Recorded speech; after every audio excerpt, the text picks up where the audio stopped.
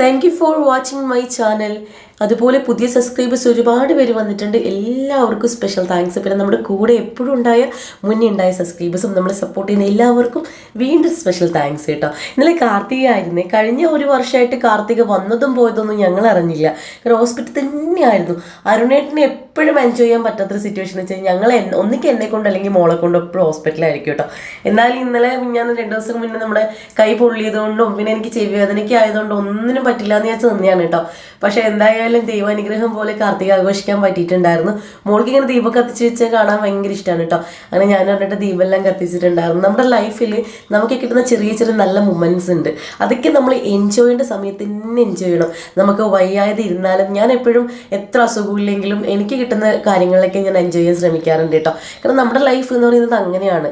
ഇന്ന് തീർന്ന് അങ്ങനെയാണ് നമ്മുടെ ലൈഫിൽ നമുക്ക് വരുന്ന ഇതുപോലത്തെ മൊമെന്റ്സ് ആയിരിക്കും നാളെ നമുക്ക് ഓർക്കാനുള്ള നല്ലൊരു മെമ്മറിയിൽ ഉണ്ടാവുക.